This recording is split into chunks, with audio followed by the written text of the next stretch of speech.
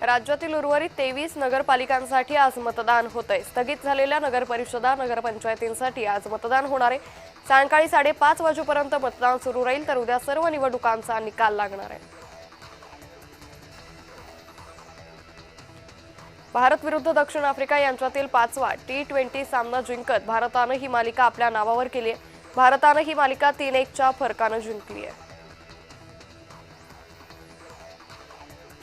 Dream 11 कंपनीवर कथित 2000 कोटींच्या घोटाळ्याप्रकरणी ईडीकडून छापेमारी करण्यात आली।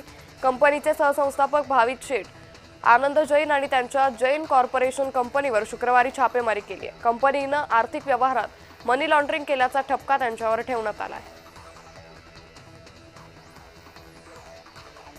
अमरावतीत शुक्रवारी दुपारी झालेल्या तरुणाच्या हत्येमुळे त्याच्या समर्थकांनी रात्री तोडफोड केली। आमदार रवी राणा यांच्या घरासमोरील भागातही टोळक्याकडून दहशत माजवण्याचा प्रयत्न करण्यात आला। घटनास्थळी लगेचच रवी राणांनी तोडफोडीची पाहणी केली। या प्रकरणी पोलिसांनी तोडफोड करणाऱ्या 12 जणांना ताब्यात घेतलंय।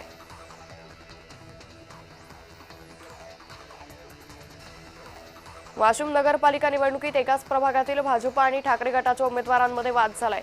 भाजपच्या उमेदवाराकडून ठाकरे गटाच्या उमेदवाराला जीवे मारण्याची धमकी दिल्याचा प्रकार समोर आलाय। या प्रकरणी ठाकरे गटाच्या उमेदवाराच्या तक्रारीनंतर भाजप उमेदवारावर गुन्हा दाखल केलाय।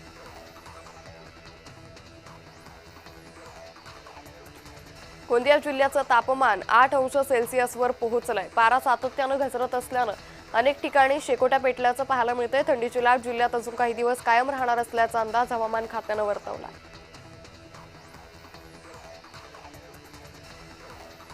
संभाजीनगरात वैजापूर शहरातील दाणे वस्तीत विहिरीत पडलेल्या बिबट्याला 5 तासांनंतर विहिरीतून बाहेर काढण्यात यश आलं, तर शेतकरी शेतपंप सुरू करण्यासाठी गेल्यानंतर त्याला विहिरीत बिबट्या पडल्याचं दिसलं। त्यांनी तात्काळ वन विभागानं घटनास्थळी दाखल होत 5 तासांच्या अविरत प्रयत्नानंतर बिबट्याला पिंजऱ्यात पकडलंय।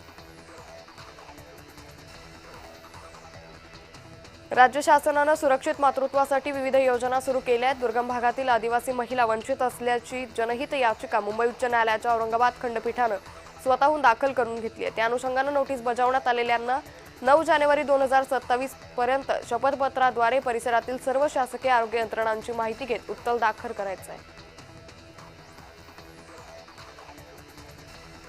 मनसेकडून नगर शहरात इच्छुक उमेदवारांच्या मुलाखतींचं आयोजन करण्यात आलं होतं। यावेळी शहरातील विविध प्रभागांमधून सुमारे 35 इच्छुकांनी उमेदवारीसाठी अर्ज सादर केलाय। उमेदवारांची निवड करताना नवीन चेहरा, स्वच्छ प्रतिमा आणि स्थानिक प्रश्नांची जाण या निकषांना प्राधान्य दिलं असल्याची माहिती शहराध्यक्षांनी दिली। घाटी रुग्णालयात रात्री 8 नंतर येणाऱ्या रुग्णाला 12 ते 24 तास डॉक्टरांच्या देखरेखीखाली ठेवण्याचे सक्त आदेश देण्यात आले। रुग्ण मृत्यू प्रकरणी नातेवाईकांनी केलेल्या तक्रारीची दखल घाटी प्रशासनानं घेतली आहे। रुग्णालय नवीन नियमावलीत महत्त्वाचे बदल करण्यात आले।